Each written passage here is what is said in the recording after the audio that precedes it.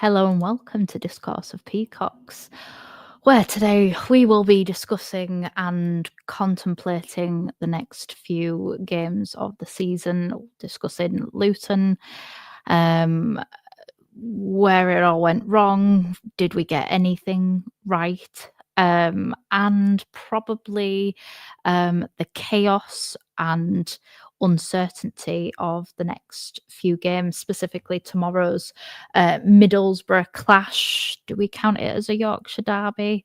The only reason I do is because so far we haven't been beaten in how many years is it now?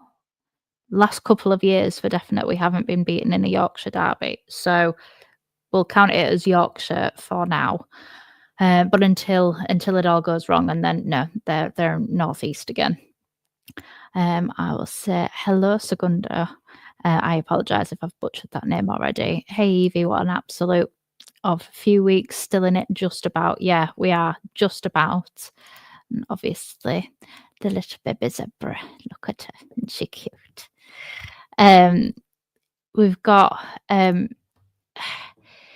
I don't know. We have to get just straight into it. Obviously, it was not a good game from start to finish. It was. They made it as an ugly as possible game. They kind of did what I expected them to do earlier on in the season, when they were at Elland Road, and they just absolutely kind of bent over and allowed us to take them. Take that as you would like. But they didn't do the same. They were big, they were strong, they were powerful. We played long ball over the top, which is just simply not our game. We don't have the players or the personnel to do that.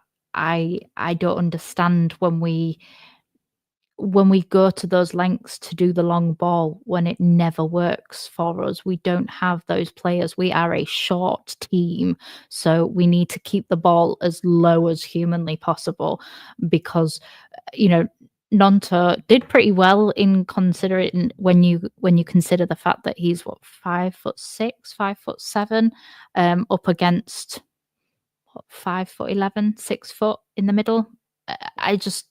It wasn't great. We'll say hello to a few people. Hello, Einar. Evening.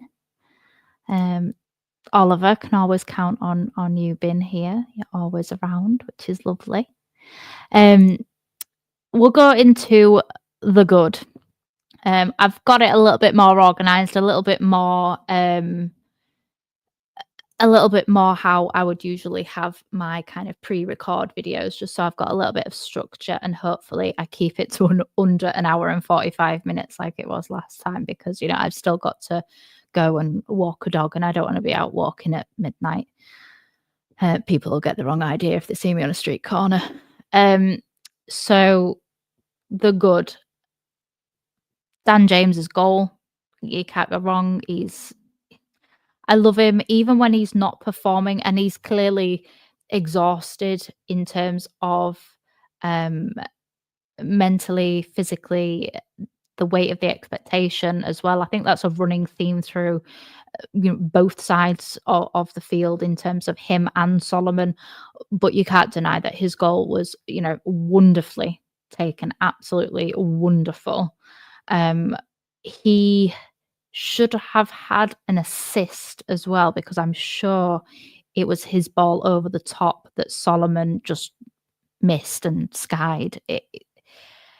You can't justify that. You can't justify that miss. That miss is the same type of miss of, if you can cast your minds back to the relegation season and when Bamford missed that sitter, where I think they did like the XG on it, and it was something like 95% of the time that ball goes in the back of the net. But obviously Bamford found a way to not put it in the back of the net. Good evening, Julie. Evening, Evie. Hope you're well and over the weekend. We go again tomorrow night. Let's start the fight back and get the points we need. Absolutely, Julie. I love your positive energy. We really need it right now. The fan base seems to be quite divided, and for a club whose, second part of the name is United, that is certainly what we are not at the minute. I was in, quite a few streams earlier on chatting, and I even made reference to the fact that I didn't want to speak in case I might get shouted at by people. I would just like some more positivity. And if you are vaguely positive, you get called a happy clapper. And I'm realistic. But I like to see the silver linings because life can be a little bit crappy and football is my happy place, and therefore even when it is providing me with such great torment and misery that only Leeds United can do, I like to be a little bit sadistic and see the positives in it. um Nonto is always up for the scrap if referees protect him. He tends to win a lot of individual battles. I always remember Jake Cooper crushing him last season and the ref doing nothing. Yeah, I remember that.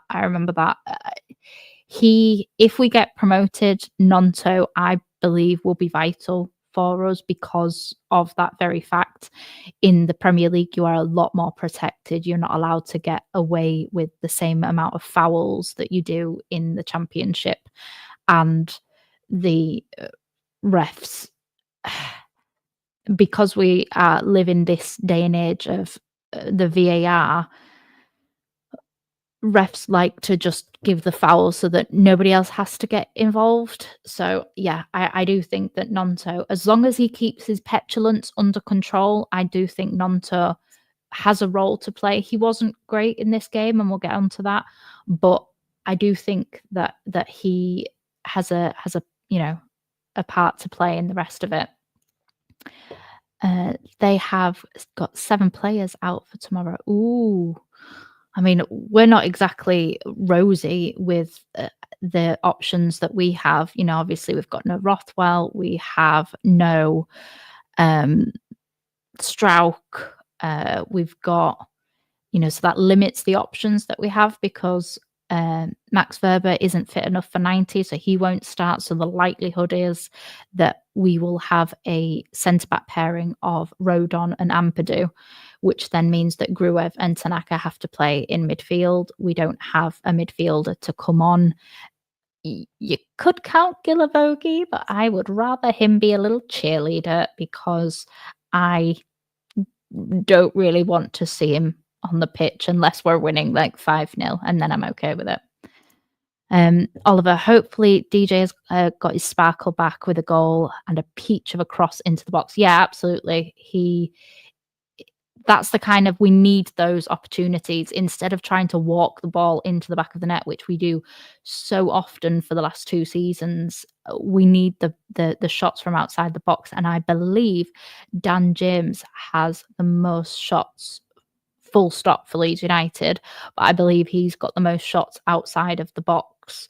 And I think even though we never seem to shoot from outside of the box, I actually think this may not be correct right now, but it was of about 2 weeks ago, we'd had the most shots from outside of the box in the league, but we just don't score from them. That's the problem. So we don't remember those shots because the goals are actually few and far between. Both James and Solomon look mentally exhausted, not even physically. They just don't have enough in the tank to focus for the full 90 under the pressure at the moment. Farke hasn't rotated enough. I can't disagree with that at all. That's actually one of my points, is that, obviously Solomon missed, chances, but we all know which one I'm referring to when I refer to the sitter, the goal that would have 100% won us the game, because Luton had thrown everything at us. And if we go ahead in, what would it have been, the 85th minute or something, I don't see us doing a Swansea and messing it up. I don't see that, not with Darlow in net. He's one of my good points, actually, is that Darlow, I thought, considering it's his first league game start for us this season, yeah, because Meslier hasn't been sent off like he was last year. Yeah, so it's his first league start, and I thought that the goal wasn't really I don't think he could have done much about it. That was more the fact that it was an open side of the net for him on the left-hand side. But I don't think Darlow really did anything wrong. I thought he made a good couple of saves, and also I thought he commanded the box a bit better. I thought he was able to catch crosses and organise the defence a bit better. It didn't look as scrappy and flappy when it came to defending set pieces. So I think you have to take the positives. It was a disappointing game, but we have to take the positives from this. Yeah, I'd heard this as well. Luton purposely left the grass long and it didn't water the pitch, which suited their aerial attacking game. And obviously, because we have such kind of nippy players, we like to play, quick 1-2s when we're on it. Obviously, we haven't really been on it for the last few weeks, but when we're on it, we like to have quick, short, sharp passes and interchanges as we move up the pitch. And that grass was not suited for us.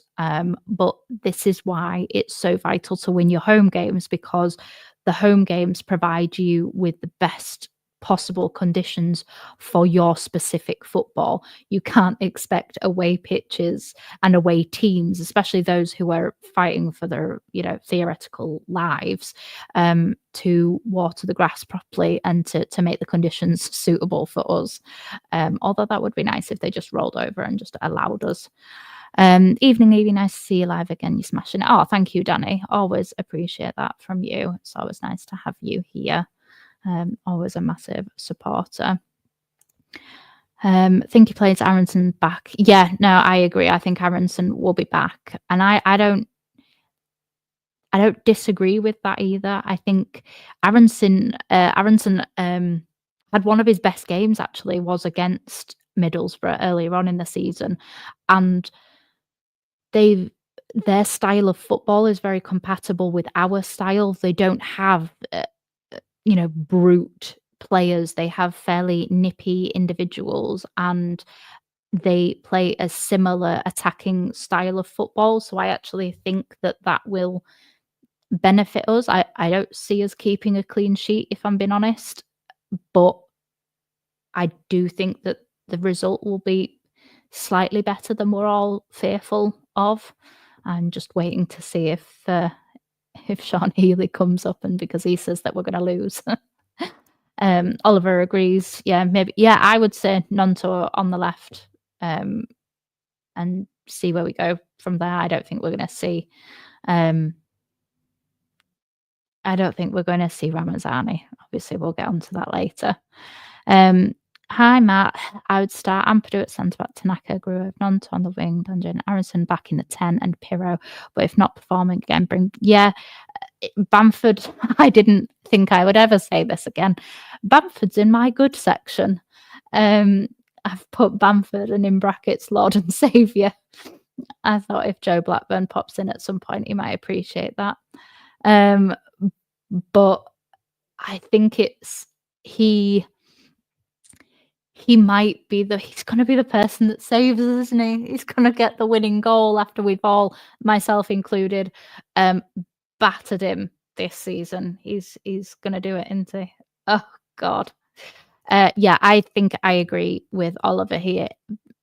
Bamford, Farker said it himself, isn't fit enough for 90 minutes. So let's bring him on and let's see if he can actually make a difference, because Bamford doesn't usually come on and make a difference, as in very rarely does he score or get an assist or do anything directly involved. But I just can't see him playing the full game. Darlow was meant to start earlier in the season, but broke his fingers in training. Yeah, that was last year, wasn't it? That was after Preston. That was when Melier got sent off in the Preston game, and then Darlow came in and then broke his finger, and then Klaassen played the next 2 games, I think. And he obviously kept clean sheets, and everybody was like clambering for Klaassen to come in. Obviously, I don't even know if he's got a club anymore. If anybody knows that, please let me know in the chat because I obviously got his contract cut by. Did he go to Sweden? I can't even remember where he went, but yeah, he got it cut because of the fact that he went to McDonald's after being told that he was already not fit. I wonder whether he saw Calvin Phillips in there at the same time. Oh, don't be a bitch, Evie. Don't be a bitch. Back-to-back weeks of lives from Evie Delighted. Oh, lovely to see you, Sean. I was just talking about you, actually. Just saying that obviously you don't think that we will win. In fact, you think that we'll lose tomorrow. I can understand the pessimism, to be fair. Evie, with conviction, can you see Leeds winning a high-scoring game versus Middlesbrough? My theory is tread careful with our run of form. I see it being a high-scoring game, but I'm not necessarily saying that we will just be the high-scoring team, if that makes sense. I'm not saying it's gonna be 4-0. I'm saying it could be 3-2. It could be a nerve-wracking and for the neutral, utterly amazing game because I watched Middlesbrough the other day against Blackburn, and I thought they were brilliant going forwards, really dynamic, and I don't know, it just gave me kind of little butterflies of thinking of Bielsa style free-flowing football, but it also gave me the flip. It reminded me of how easily we could be got at as well. And if Blackburn were any good at converting chances, other than when they're playing Leeds United, then they would have equalised with Middlesbrough 100% because they were being quite lapsadaisical at the back and with players who are in form. I would keep Dan James on because he scored. Aronson obviously scored in the Swansea game. Again, Nonto scored in the Swansea game. He wasn't great against Luton, but I don't know. I just want to see Solomon dropped for his own sake. This isn't me with an agenda against Solomon as an individual or as a lone player or anything like that. This is just I want what's best for my team, and for me, my team needs change. Evie, I said he would play this season and got shot down. Oh, about Bamford. Yeah, yeah. No, I know you don't. I know you don't want to lose, Sean. I know you have a lot of wild takes, but I've never seen you ever say that you want us to lose. I don't think that that's the case at all. Bamford last game of the season, Plymouth penalty. Oh my God! Don't even say that, Danny. Don't even say that. The idea of Bamford taking a penalty makes me feel physically sick. Oh, and that's nothing. Again, that's not an anti-Bamford agenda. That's just he's missed the last few penalties, and they've all been in important games for us. You know, if we get that goal against Arsenal, oh God, no, no, Danny, no, I've got to take that off the screen. I can't even look at it. Can't even look at it. I would be in tears of joy if Bamford scores the winning goal that sends us up, but I would probably also piss myself off. Oh, absolutely. The irony, and Joe Blackburn would never let any of us live it down. We would be forever teased about doubting Bamford. Clarkson, I think so. I'm not going to say that one because I don't want to get done for slander or anything like that, but I think so. But I think that was that over here, or was it? Did he get in an accident and then? Yeah, I can't remember. I'm not going to comment on that.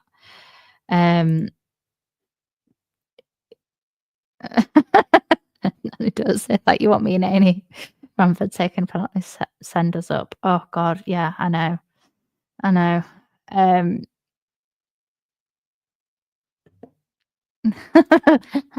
know. I was just gently teasing because I love Calvin Phillips, really. I'm devastated with how his career's gone, but side before self. So I also don't particularly want him back either.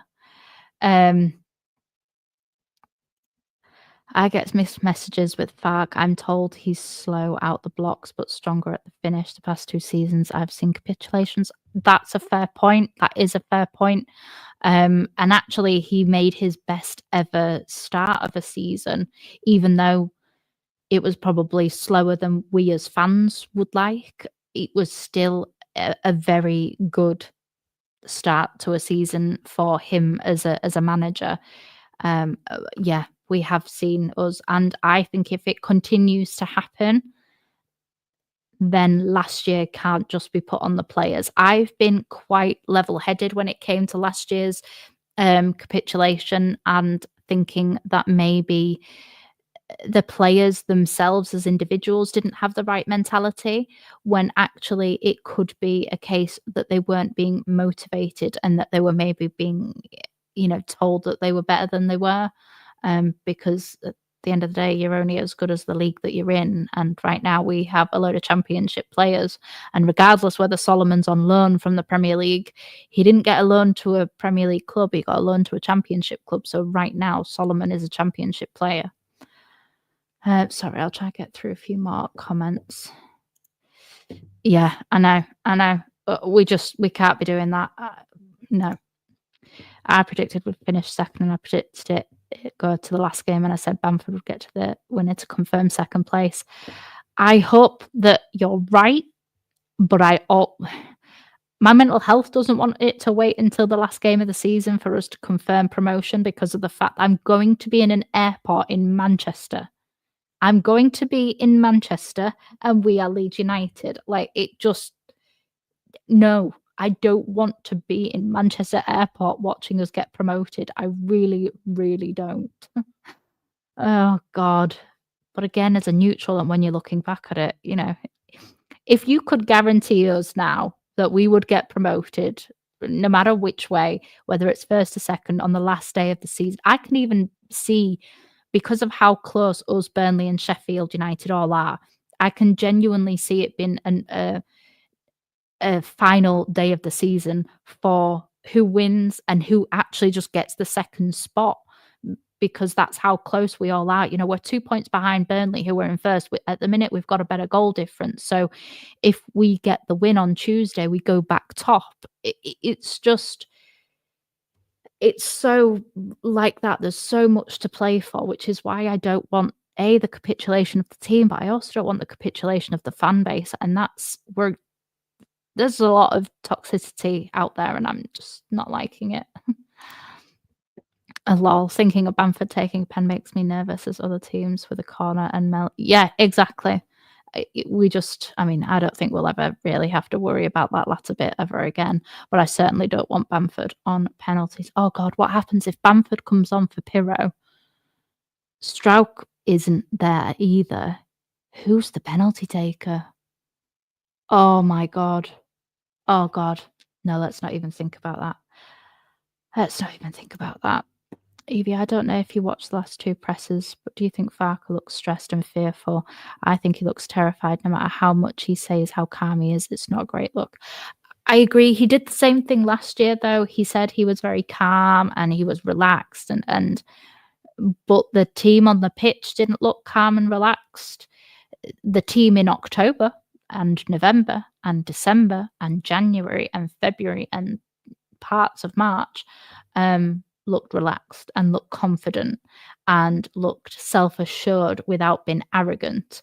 Whereas now we flip-flop between arrogant and petrified, and you're never going to get consistency if you are those two ends of the spectrum, because they don't compute. They don't work well as a team. Exactly. Shh, don't tell Joe. Don't tell Joe.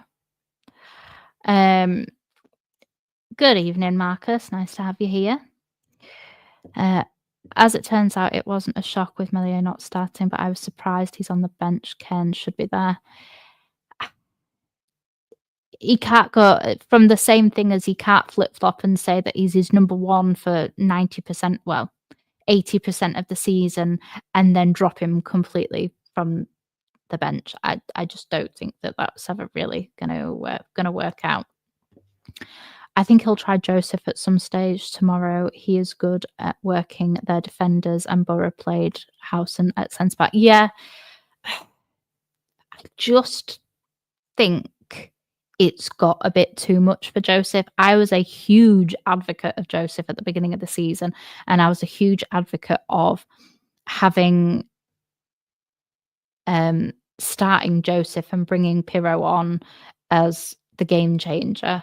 But obviously, Pirro kept on scoring and Joseph kept on not scoring. So it's really difficult to say, oh, yeah, we know that you're scoring all of our goals, but you're also just, you don't deserve to start. I I think Bamford can handle the pressure because this hasn't been his team all season. I don't know if that makes sense, but because Bamford has barely played this season, I don't think he will feel that same amount of pressure because of the fact that he he could be the hero, and I think he's got a little bit of a hero complex anyway, so I actually think it will play into his hands having that role. Um, and he did look, I know obviously we didn't see him for a great length of time, but he looked more assured than the last time that he was on the pitch. He looked physically stronger than the last time he was on as well. Um, yeah, it's I don't think Joseph will start tomorrow. I would be really surprised. I think he starts with Pirro. I wouldn't be angry if he started with Joseph, but at the same time, obviously there's been a lot of debate going on online regards to Ramazani. What has Joseph done to deserve a start that Ramazani hasn't done? By the way, I'm not advocating for Ramazani starting because I've been quite critical of him and saying that I don't think he's shown much really to warrant a start. I don't think he hasn't impressed me with the last handful of appearances off the bench. So I just don't think you could say one for, one hasn't impressed and the other one hasn't impressed, but you can start one and then you wouldn't start the other.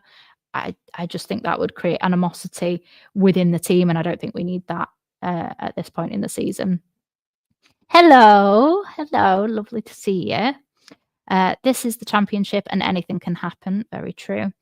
Who would have thought Oxford would do us a favour? We are 2 points from top with 6 games to go and plenty of time to do what we need to do. Yeah, exactly. And as well, the kind of silver lining and the kind of bright spark and bright light, however you want to phrase it, that I keep holding on to is the fact that obviously they've got to play one another. So neither of the two teams above us can get maximum points. One of them can, but both of them can't. And that means that as long as we stay within 1 or 2 points of either one of them, and then we jump on one of them or both of them dropping points, they could draw and we win, and that catapults us back to the top of the table and would also then put us 2 points clear probably. So, yeah, it's not been comfortable viewing for the last few weeks. It really, really hasn't. And we had it. Not only did we have automatic spot, but we had top of the table in our grasp. It was ours to lose, and we did a Leeds and we lost it. But there's still time. We don't have 2 or 3 games. We've got 6 games to go, and they've got to play one another. So the 2 teams above us cannot physically get maximum points. One of them can, but both of them can't.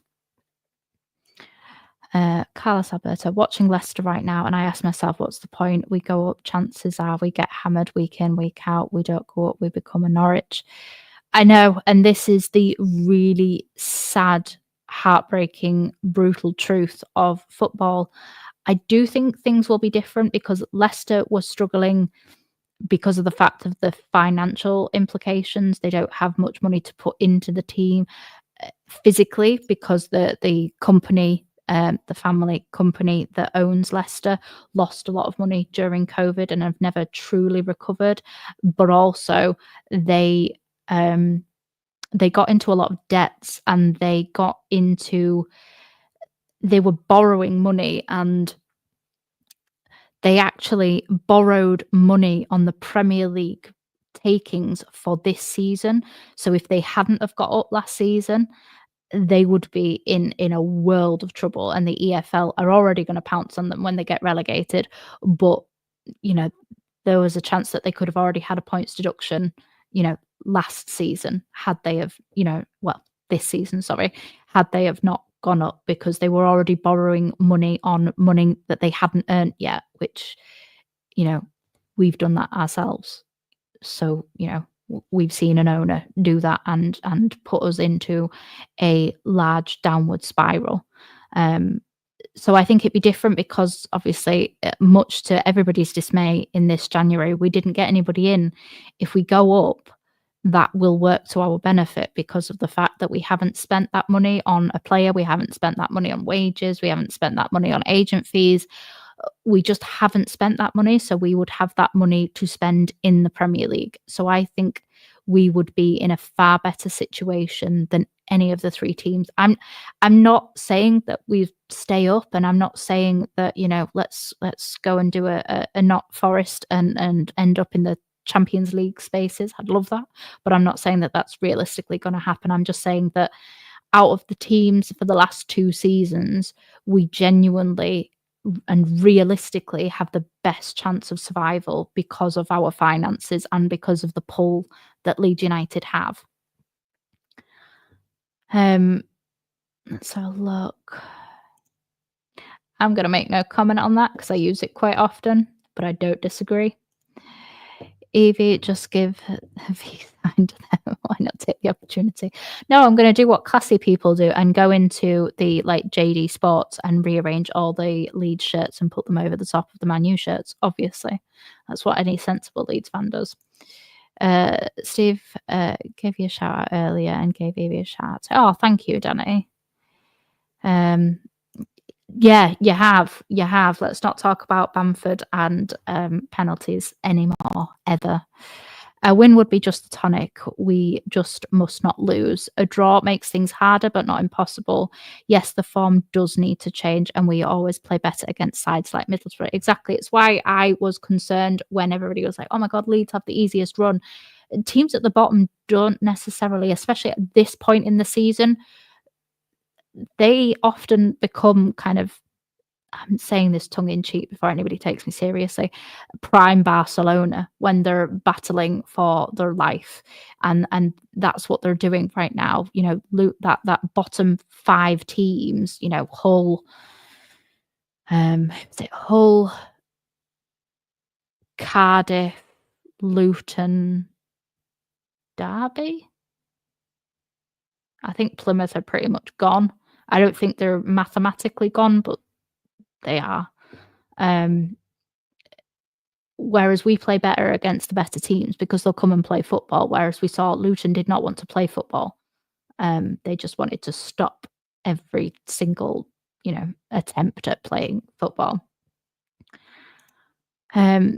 Let's see, I'd be fine with second and Bamford pen to win, but nowhere would I think he would make it, and that would make it even better though. Yeah, we all doubt it, and we have a lot of kind of evidence to show as to why we doubt it. It's not just because we're like, oh my God, I hate Bamford. It's because he has missed a lot of important penalties and a lot of important goals in general. I agree. Some of the fan base have got so toxic lately. I've had to switch some channels off for a time. Yeah, I have had to go quiet on some channels and things. I don't like. I like having good conversations. I like having good back and forth with people. I like proving people wrong. But I don't just want to be shouted at for having an opinion. I don't want to be, well, you're stupid or you're a happy clapper. And that's the only retort you get back from so many people. It's like, can't we just have a conversation? Can't you explain, I'll explain why I'm not in the gutter and you can explain why you are. And to be honest, I I understand why everybody's so negative. I really, really do. This isn't me saying you're wrong. This is just me saying I understand, but I prefer to look at it this way instead because the world is a pile of crap right now. And if football has to go that way as well, what is the point of any of us watching it? Because it's for the entertainment factor. And if you're not going to be entertained, if you're just going to be miserable about it, just turn it off. Just turn it off. It's not for you anymore. Oh my god, yes, yes. Oh god, and then he leaves us and rides off on a horse at the end of the season. Oh, what a beautiful ending to Firpo that would be. Obviously not as a human being because he's still gonna carry on, but just as a Leeds United player. Um, um Danny. Oh gosh. The miss versus Burnley in the first few minutes. Yeah, it was. I think he's lost so much confidence. I think the weight of this shirt is too much for him right now. I think he needs to develop as a player, and because he's not one of our own like Archie never really felt, or he didn't look like he felt the weight of the shirt until right near the end. Throughout the rest of the season, he was absolutely fine playing as, as a midfielder, as a right back. Um, he didn't come across as having that kind of like, "Oh my god, deer in headlights," whereas sometimes that, um, I think that Joseph does have that. I think he kind of looks around and the pressure of it, especially when he hasn't really performed well in months, is really getting to him. I'm gonna show this because yeah, I won't say it, but there we go. Smash a like and subscribe. Um, let's have a look. Sean, these content creators are getting too big headed. I think they're so important. Some important football people or journalists or something. Not you included, Evie. Otherwise, I wouldn't be here. Oh, thank you. I really appreciate that. I think we're all just so passionate, and sometimes, depending on how your personality comes across, that can affect how you and your opinion comes across on screen. And because we're all just feeling, I think it would be completely different if we were had a 10-point gap at the top of the table. I think everybody would love these kind of ballsy and bullish kind of comments that content creators make. Um, I feel these things, but I just don't say them because of the fact that I I struggle to come out with that kind of, it's not that I'm not confident, it's just that that's just not my personality. I am only kind of bullish around people I'm incredibly comfortable with and kind of they're part of my life, whether they like it or not, type of thing. Whereas I won't come on the internet and say this because I also know, without making it all political, that as a female content creator, I have a much higher chance of being um, trolled for my opinion simply because of the fact that I have breasts. Um, I don't feel necessarily that I have gained that kind of, right isn't the word, but I haven't created that status that I can say these things and it will be just completely water off a duck's back.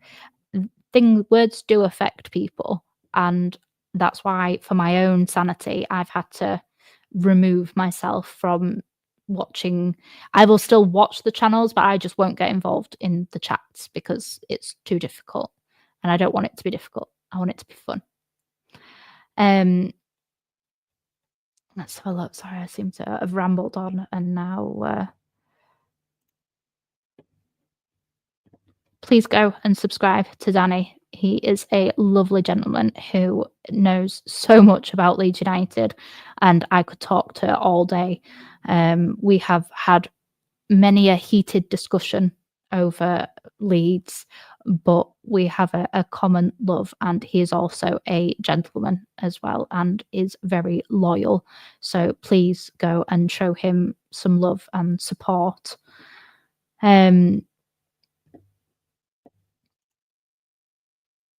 Yeah, these guys are all fantastic. Only Leeds bros. Please go give them some love, especially they're going through a bit of a rough time at the minute. So just please go and show them your love and support. And Matty from Imagine Not Being Leeds, what a lad, what a lad. I know he's struggling at the moment with obviously Leeds United not giving him what he wants. um, but he has some fantastic opinions, and the world would be boring if everybody agreed as well. Oh God, let's please, Danny. Yes, I absolutely will, Sean. Absolutely. Hello, Herbert. Nice to have you in this evening.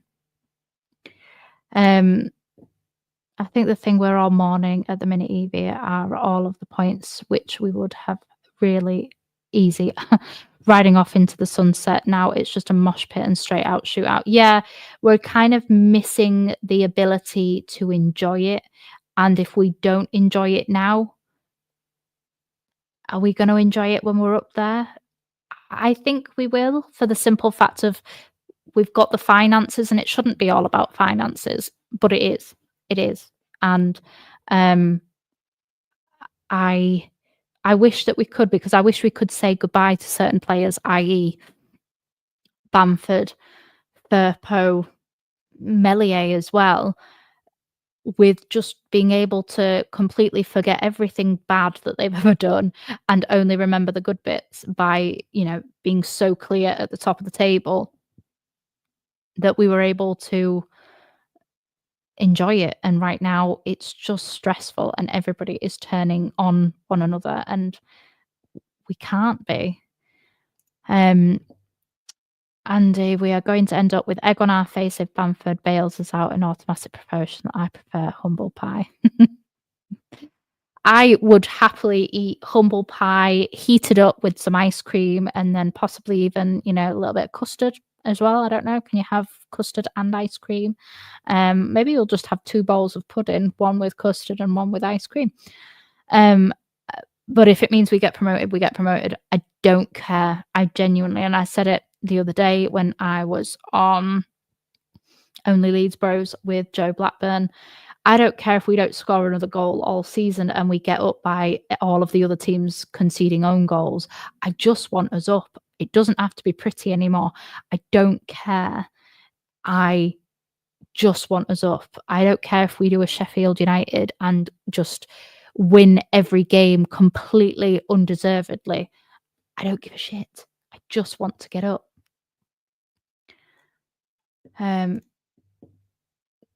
Yeah, it is, but unfortunately, those trolls happen to speak rather loudly, and it can ruin the space for people who do just want to have a back and forth. You don't have to agree. I'm not saying that I want everybody to be, it's peaceful, harmonious life. I don't want that to be boring. But I do want to be able to give my opinion, listen to somebody else's, disagree with it, have them disagree with me, and then find out 10 minutes later that actually we agree on something else. Like, I want that ability to go back and forth to, as my channel suggests it, have a discourse about football and specifically about Leeds United. But at the minute, nobody is wanting kind of rational conversation anymore. Agree, B. I admit some of my takes are wild. I say just how I feel with no filter. No, Danny, don't debate Evie with Evie. Just nod and agree. She's too clever for us. I'm not too clever. I just say my opinion, and I am happy to be proven wrong, especially if my opinion, if I say something and I'm like, oh, Fark has made this decision, wrong decision. And then he goes and does something and proves that I'm wrong. I don't care. Like, it's this gross stereotype that women don't like to be wrong. I'm fine with being wrong. I can't help it that I'm just not wrong that often. Ask my husband, he'll tell you the same thing. A good evening to Vermont. Nice to see you, Andrew. I understand the angst the fans must be feeling. I'm lucky in some ways as I don't get bombarded with anything Leeds, let alone football.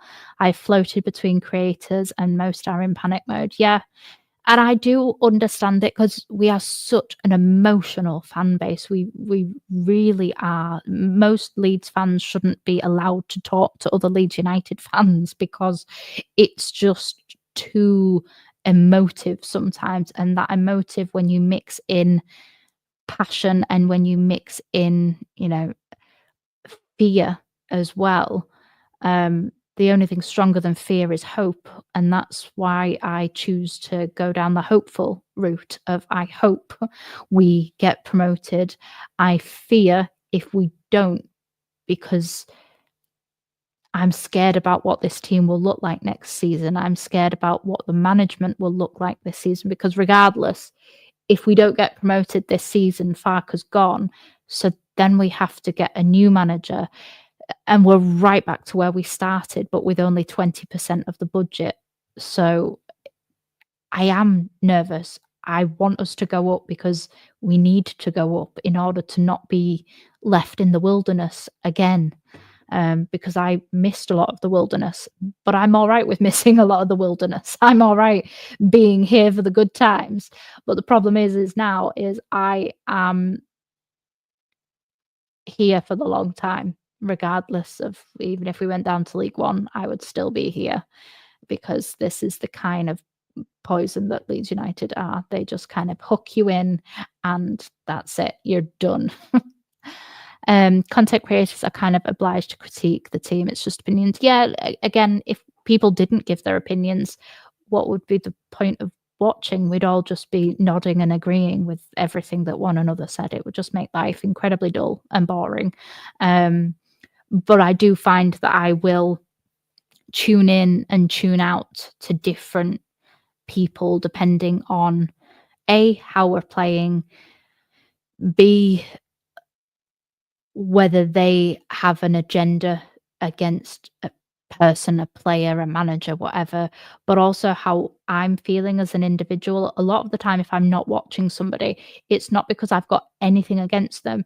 It's because I value their opinion, but my mental health just won't allow me to go down that rabbit hole. And I think more people need to be okay with that and not just say, oh, you're a fair weather fan, or you're this, or you're that, or you don't like, you've got beef with this person. I'm saying the word beef because my 12-year-old says beef all the time. But yeah, like, we're allowed to critique. Richard, perspective is important. I've decided just to accept whatever happens because if you stress about it too much, it ruins your day and impacts others around you too. Yeah, I found that I was not so much this weekend because my mood turned around quite quickly with obviously the Sheffield United result. But last weekend, I really struggled to not let that, it wasn't even a loss, but let the draw consume me, the dropped points. Yeah, and it does. I find my personality, when I'm invested in something, I am fully invested in it to the point where it potentially becomes borderline unhealthy. But that's just me. That's the kind of person that I am. And football is my obsession. And I live and breathe it, regardless of the fact that I've come to it later on than a lot of people. I didn't grow up going to football games. I went to a couple when I was a teenager, and a couple when I was a bit younger, but it wasn't in my world then. I didn't have access to it. I didn't, we didn't have Sky. Sometimes we didn't even have TV. But yeah, I always say I don't want it to stress me out too much, and somehow it always does. Sean Healy, I love an Evie debate. I can never win, but I enjoy it. Absolutely, Evie, and you take it like a gentleman, Danny. Evie, in early April, I heard our youth team lost 13-2. I assumed it was an April Fool prank. I didn't bother to research. Did the bongo drums reach York? I hope it was a prank. I actually believe it was 13-1, not 13-2. Yeah, under 18s lost to scum under 18s, but it just goes to show what happens when you hoover up all of the youth talent. And this is why this is why we need another reason why we need to get promoted, so that we can be that team that hoovers up the talent. Because if you can't beat them, join them. I'm not going to make any comments there, Sean, whatsoever. At this point, Evie, we need to be 100% behind the team, exactly, because if we aren't, how can we not take some responsibility if we don't go? Exactly. We are called supporters, so we should support our team.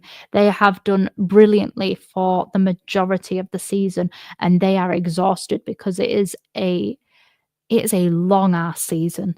Even taking out the cups, because we only play maximum like 4 games of those a year. But it is a long season, and they need our encouragement. They need our support. They need our voices to encourage them and to spur them on to get over this final hurdle. And we can't go on and we can't boast about how our fans are incredible and how our atmosphere is incredible and how our traveling fans are incredible if we then don't utilize them right when the team needs us. Otherwise, we're fair weather fans, and there are certain clubs that we very much don't like, that we accuse of being fair weather fans. So we're no better than them if we don't support our team. I'm not saying you can't be frustrated. Absolutely be frustrated, but channel that frustration and unite in order to encourage the team. And then as soon as the season's over and we don't get promoted, then feel free, boo them as they're walking off. After the playoff final last year, I was so disappointed. I got angry with my wife and upset her. I'm not going to allow that to happen to me this season. Yeah, exactly. Let's not take it out on loved ones at all. Because, well, I'm not even going to go into the deeper reasons, but there's a lot of reasons as specifically why we don't want marital disputes when it comes to football. Anybody who wants to know any further, just go and look up some statistics when it comes to domestics after football matches. Yeah, I thought it was 13-1.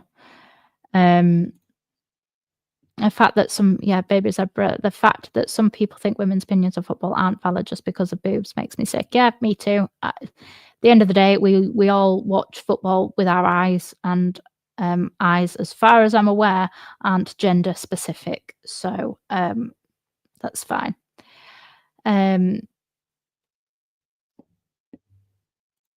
Agree, Danny. There should be more women. Yes, you did, and I was super proud of you for that. Absolutely. I think you should make them publicly as well, but one day we'll get you on.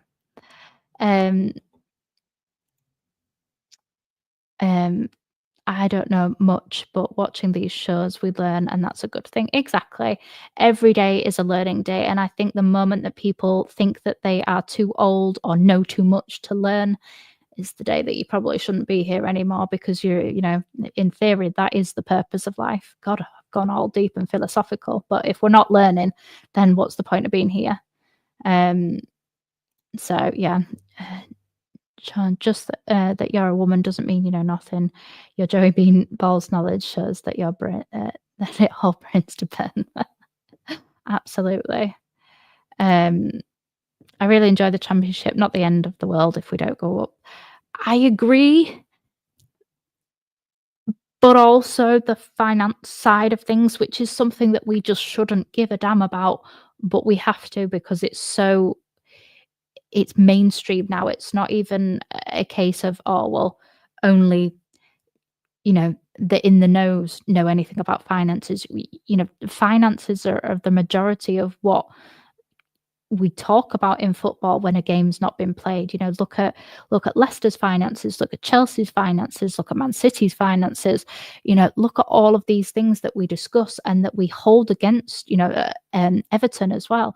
We hold these finances against other teams instead of being actually bothered about the game that's being played on the pitch. We spend just as much, if not more time, talking about another club's finances than we do about their team. But that's the sad really sad, crappy world that we have now. Um, um, let's Yeah, I was so proud of this comment. This is what Baby Zebra said the other day. I said the fact that we have an excellent first team and a fantastic bench is overshadowed by the fact that we're not rotating them enough, so we're not getting the best out of them. Absolutely. And it's what, like, I think the majority of us have said, I always love competition, but this is coming from a person who, until recently, knew nothing about football. And she was there and messaged me during a live stream, and I just got all emotional when I was reading it because I thought, we're bringing her to the dark side of Leeds United. This once bright, shining light of a woman is going to end up in the dark depths of the rest of us. Welcome, my love, welcome. We are emotional because we don't want the fire sale to come, unlike the other contenders. Exactly. Sheffield aren't there yet. They're only in, if they don't go up, they're only in the second year of parachute payments. If Burnley the same, we're going to be going into the third year, and shit gets real in the third year, and we don't want to be there. More than just a nugget of truth in that it's led to some of the squad not having enough game time and the chance to build form to help out in the times of need. Exactly. And this is something that we saw last year as well, which is why we are allowed to question Farke. And this is coming from somebody who has been so ridiculously positive when it comes to the manager, who has a T-shirt with Daniel Farke as a dog, on. So I really admire and want to love Daniel Farke, but he has done enough for us to question him. He's done enough for him to question his. I've always praised his man management, and I still do, because he's got the best out of quite a few players over the last 2 seasons. Firpo, Dan James, Ethan Ampadu. I would say Meslier, but I don't really think we can say Meslier. Solomon's playing the best football and the most football of his career. So all of these people, he's done that as a manager. It's not just a coincidence. These players haven't just all of a sudden started playing brilliantly. Otherwise, they wouldn't be here. If they were as brilliant as they have been this season and had been consistently before, they wouldn't be here. So Daniel Farke does have, an input in that. But rotation is not his friend. Evie, do you envisage dropping any more tiers on Leeds this season?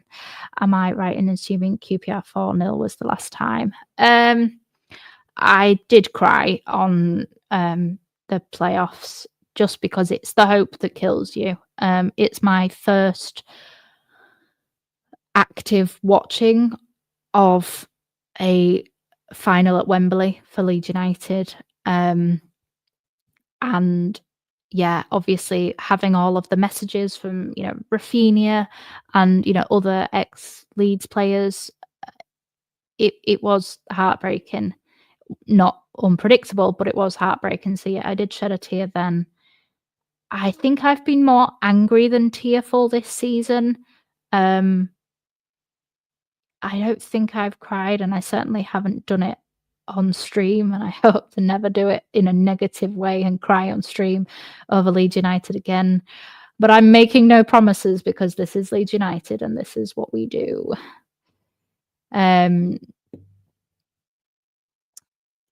Sly, looking back at how last season ended, if you could go back and change something with 7 games left, what would it be? I would have sacked Farke. I understand that opinion. I'm not going to say that you're wrong. I personally wouldn't have sacked him. But with 7 games to go, the square ball said something. I think it was Dan Moylan said about the fact that he's left the rotation so late that now we don't have time for the players that could have made the difference to get into form and make the difference. And it's the same thing this year. Gnonto hasn't been played, Ramazani hasn't been played, Schmidt hasn't been played, although he is actually on my good section. I know I said I've written this out, but we're an hour in and I've still only just got through the good section. So we're gonna like try and move it on a little bit.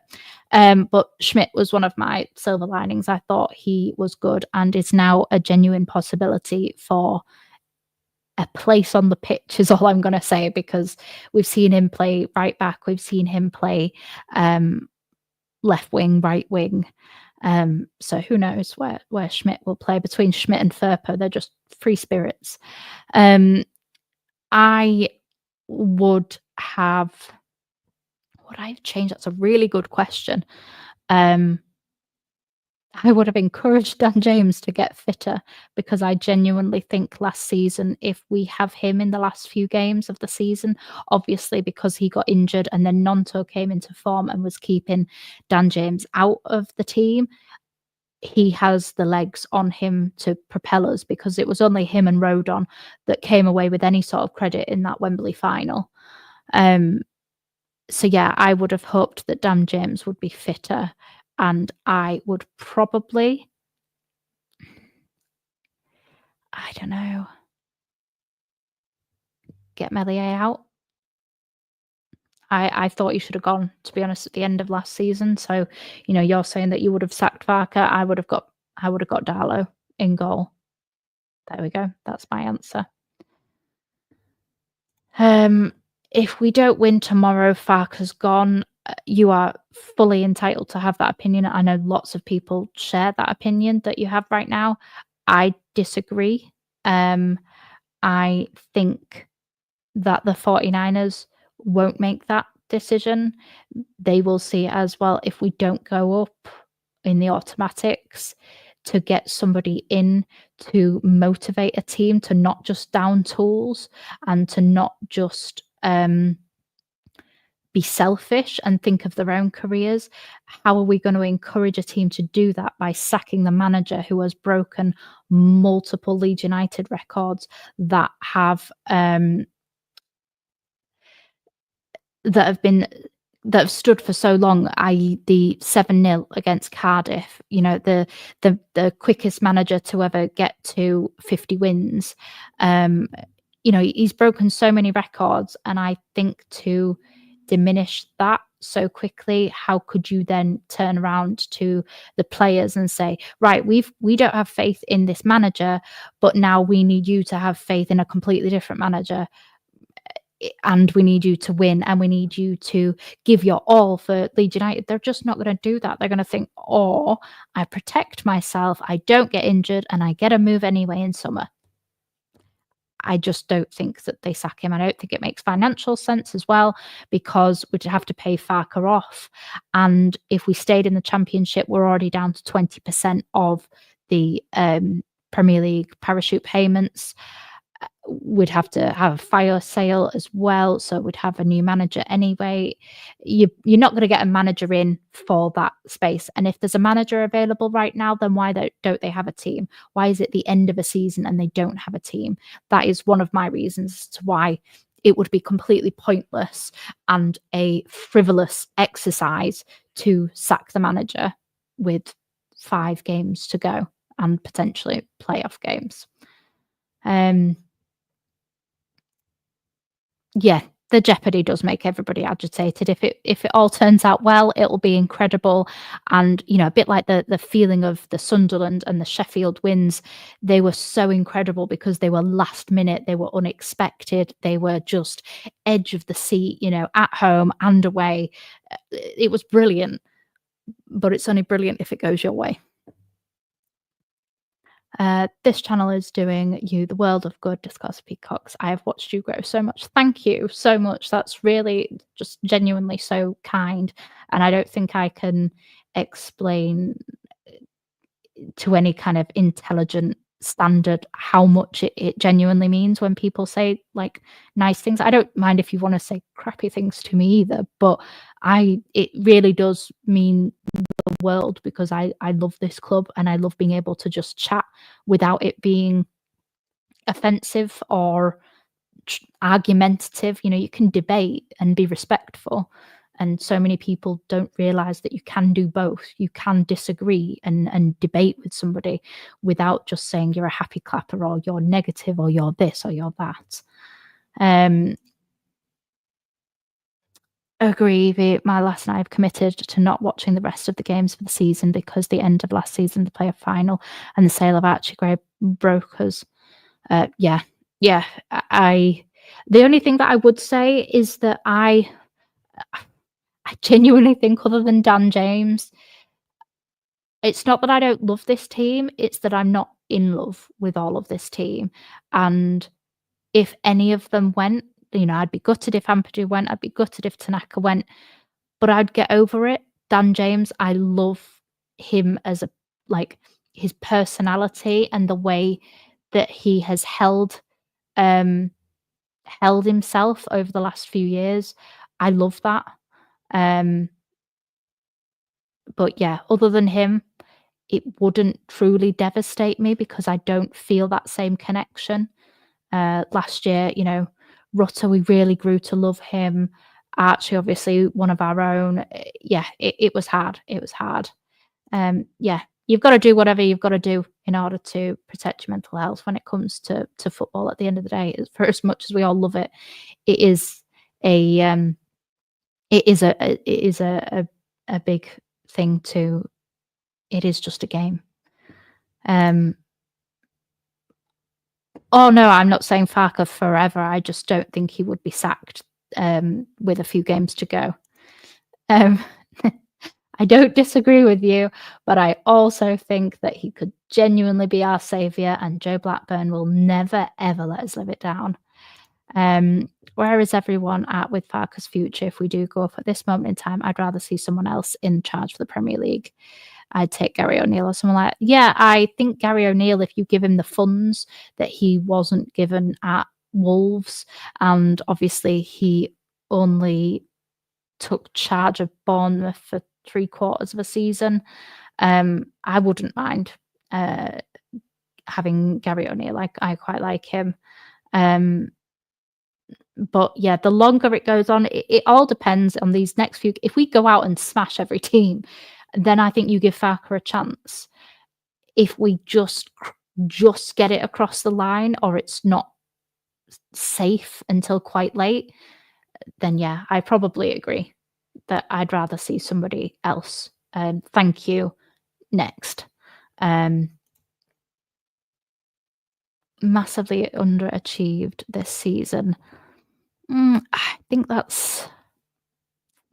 can understand your point, but some of it has to come down to the players. The only one where I would definitely agree with you would be Meslier, because Meslier should have been dropped in January. And it honestly upsets me to think of how we would already be promoted, in my opinion, if we had a better goalkeeper, because, we've still scored the most amount of goals in the league. So it's not the scoring that's letting us down, but the last few games we've conceded at least one, if not two, in every single game from the middle of March. So yeah, goalkeeper gone, promotion sorted, but it might be too late. Be angry, be annoyed, be whatever, but you need to stop, reset, and move on. Yeah, exactly. You're a breath of fresh air. Oh, thank you, Stephen. Much appreciated. Always welcome. So true. So true. I once had somebody ask me what it was, and I was like, are you seriously doing this? If I wasn't female, would you be asking me? I clearly know the game and I clearly know the players, so why are you asking me to explain the offside rule? I, like most other girls my age, learned the offside rule in a little film called Bend It Like Beckham, where we have, now was it was the sea salt and was it soy sauce? The dad was explaining it, Juliet's dad was explaining it to the mum. I can't remember, but anyway, I know the offside rule. Everything. Absolutely everything. We have split the atom, we have solved world peace, and we have also discovered that my very good friend Baby Zebra should be on a Leeds football channel soon. I've heard that she's coming on soon anyway. Nice to see you, Paul, by the way. Um, yeah, so yeah, I'm just to be fair, I did say it would be an hour, and I've already gone an hour and 10 minutes. Jesus Christ, I am really bad at this. You won't miss much. We're just discussing whoever wears pink boots must be good or colourblind. Yep, absolutely. Thank God for Connor and Gabe and Jer who talk sense. The rest of the platforms are all deluded. Absolutely fine if you think I'm deluded. Got no problem whatsoever with that. I just like to live in a happier world because the reality of some worlds are just a bit crap. And you know what? There is so much negativity out there that I choose to be positive about Leeds United.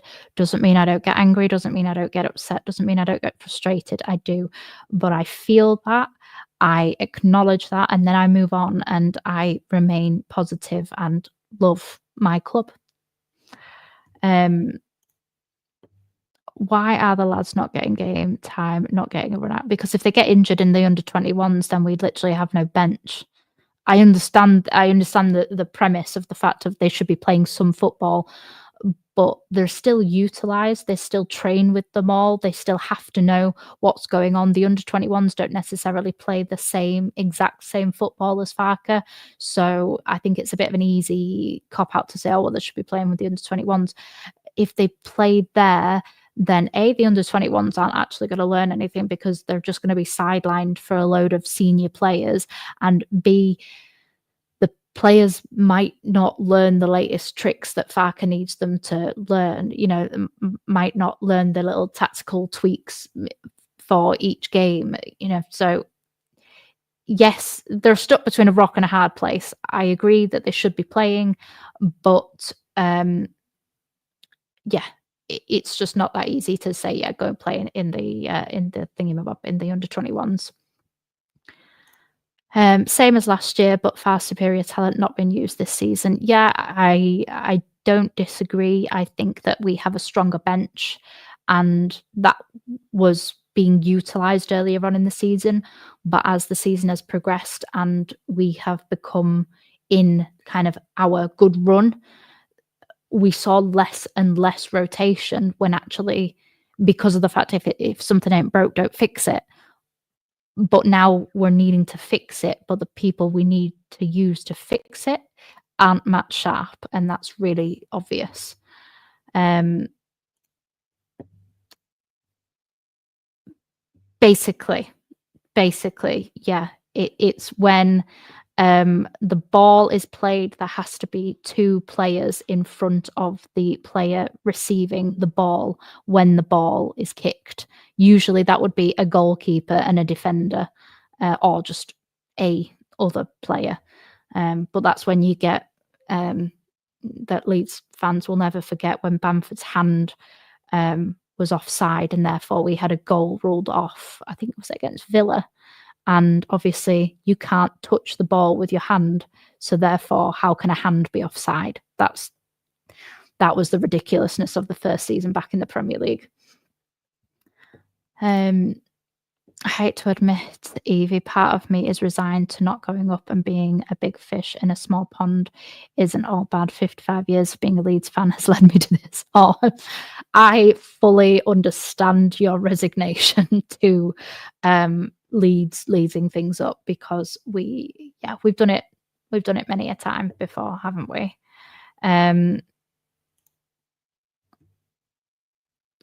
Yeah, everybody is entitled to their opinion, no problem. Here we go. Paul has explained it far better than me. Baby Zebra Games, if the ball is played behind the defence and the attackers are ahead of the defence, they are offside. Can be 1, 2 or 3. If they are ahead of the line before the ball is played, it's off. Yeah. Oh, he's here. Right, let's not say anything about any particular number 9 because we have to deny all knowledge of any previous conversation.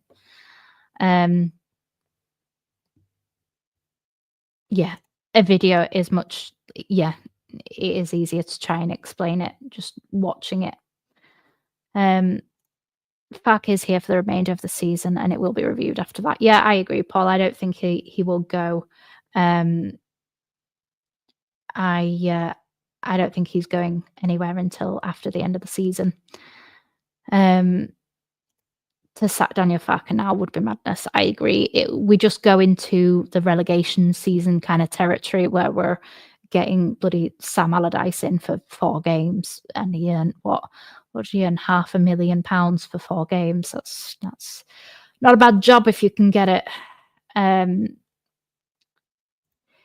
Hey Evie, hope you're well. Just came in to say hello and drop a like and wish Leeds all the best for getting promotion. Thanks, Ryan.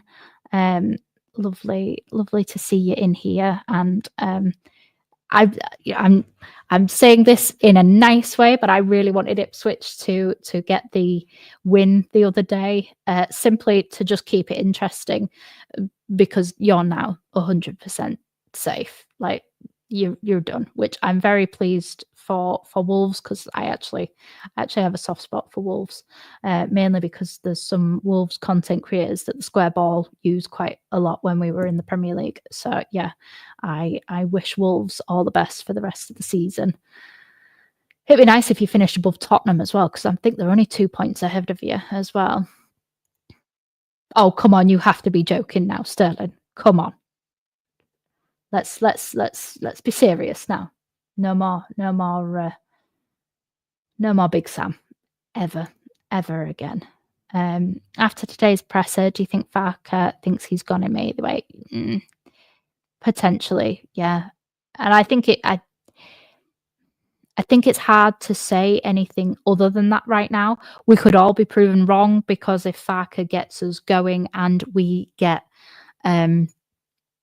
6 games where we smash everyone, then I think that would be incredibly harsh to sack him straight away. But like I said, if we just scrape it, then yeah, he's gone. And if we don't go up, he's gone. If we go up, I think the board will look for a manager who can pull in decent players in, but they might give Farke a first chance.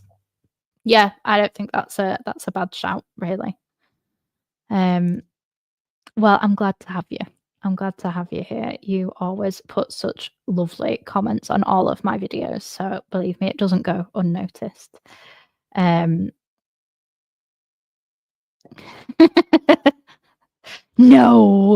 you're not here observing at all.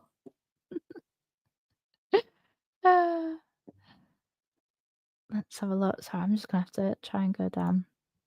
If we lose to Borough, draw to Preston, draw to Oxford, draw to Stoke, lose to Bristol, Plymouth, draw, playoff, lose to Frank Lampard's written in the stars. Oh God, Frank Lampard's Coventry have to get there first, and they have not been great the last 2 games. They have done us 0 favours against both Burnley and Sheffield United. They both lost, so I think it's more likely that we would end up with Sunderland in the playoffs. Yeah, because they'd be 3rd. Yeah, because we would be 3rd. So we play whoever 6th is, and I think we beat them. And then, yeah, I think it would be us and Sunderland. If Joby is still here, we could get a network game going live.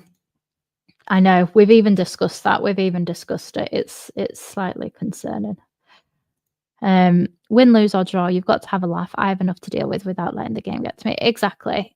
We've all got our own issues, and I think that you can't let it affect you too much. Easier said than done.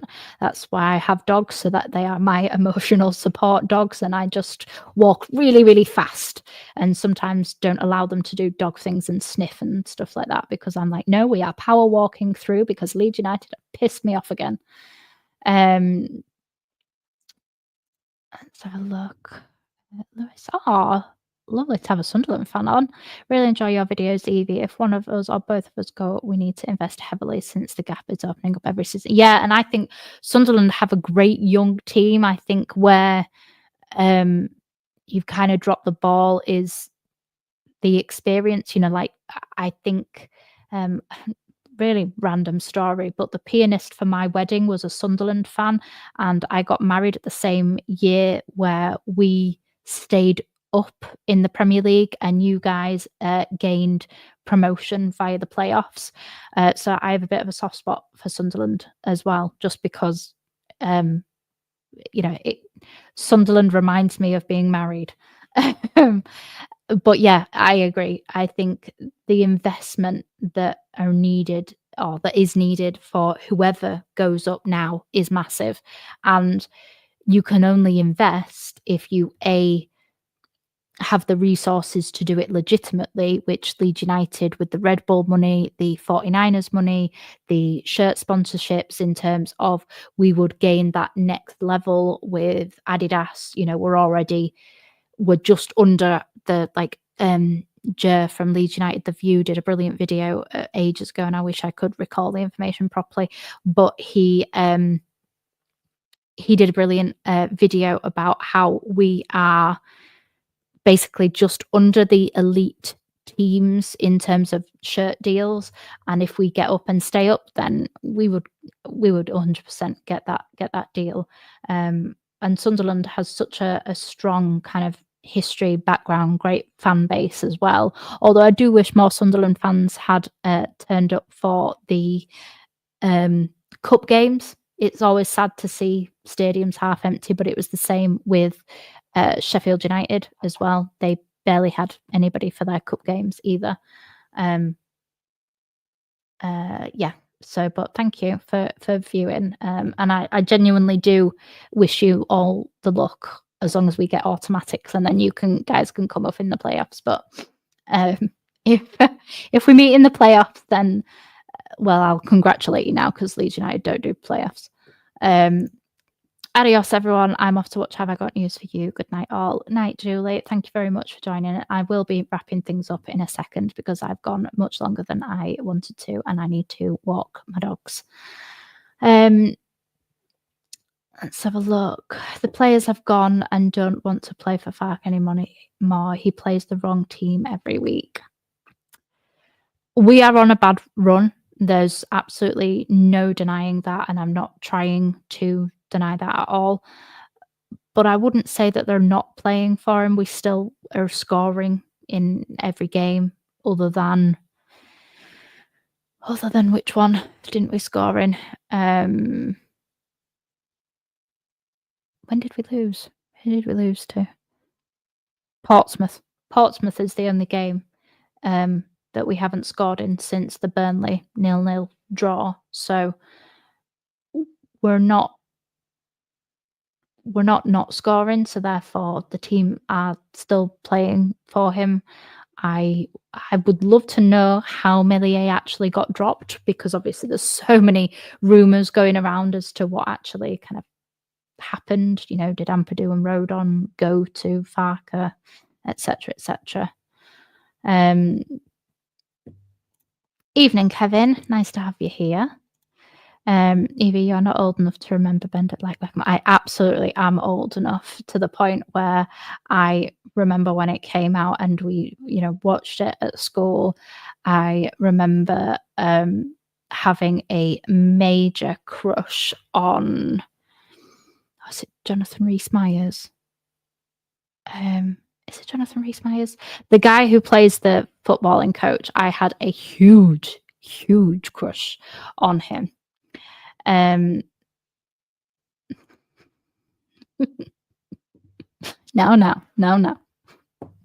Oh, hi, Jamie. Thanks for being here.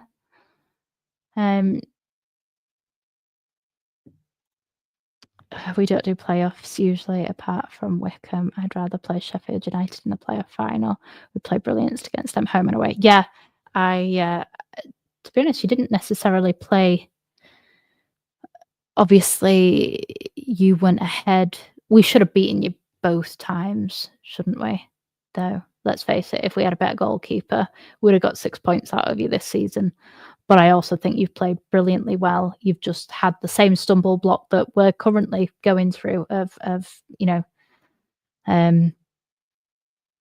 kind of screwing it up right at the last minute. You know, you were within touching distance of automatics yourselves, which again, that would have been far more entertaining, having a 4-horse race for the neutral anyway, not so much for me as a Leeds United fan. Nonto, Ramazani, number 10, James Solomon should be our front line. Oh, that's not a bad shout at all. Would Nonto be our number 9? It's just that's a lot of short players. I know Pirro isn't exactly a giant, but he's a tiny bit taller. That's a very short, and this is coming from somebody who's vertically challenged, so I can say things like that. But that's a very short front lineup. Yeah, snap. I really hope we don't see you in the playoffs. Absolutely. No, I'd quite like you to play Burnley. I don't know what your results were against Burnley this year. Mainly because I'd like Sheffield to come up with us. I think I'd rather it be 2 Yorkshire teams and then a more northern team go up. Yeah, definitely. Right, I am going to bring this to a close. I haven't really even gone through the game properly, but it's been a really good chat with everybody. So I've appreciated it massively. It's only my second live, so it's been a really another good chat. So thank you all very much. I used to do playoffs, ACAS, and always backed teams in red and white stripes. Sunderland, Lincoln, Exeter, never won a sausage. They can all interchange around. The pace is unreal. Yeah, no, that is a very good point. That is a very good point. But sometimes you need a focal point. And I'm not even saying that Pirro is a great focal point because often he sits so deep. But maybe right now, because we've kind of lost our way a little bit, maybe we do need that focal point, whether it's a Bamford or a Joseph, or just we need a focal point, and Nonto isn't really that. And that's not saying he couldn't be, because actually the first game of the season last year against Cardiff, he was our number 9 because we had no players basically. Beat them 1-0 at home and drew 0-0 away. Well, of course you drew 0-0 away because everybody, Burnley just draw 0-0, or well, they did before when they were reading the script right. Yeah, so I wouldn't mind if you got Burnley in the playoffs, to be fair, and then beat them. Clearly, because I would much rather you guys go up, because we've got more points out of you this season. I jest. Right, guys. I'm going to. Oh, what a babe! What a babe! Yeah, please do. Please go back. It's been a really good chatty. Just look, that started off with a bit of format. I've even written it out like I do my kind of pre-records, but then we got into it, and then when there's people chatting, I always feel really rude not answering as many people as possible. So yeah. Evie forever. Oh, thank you. Toodle pip, homies. Wow. I don't even think that's what a mic drop. What a mic drop moment. Right. Adios. I will see you all in the next one. See you later. Oh, before you all go, score predictions down below. I don't do score predictions. If you've ever seen me, you will know I get incredibly uncomfortable and squeamish. So I would like to hear your score predictions. Night all. Bye.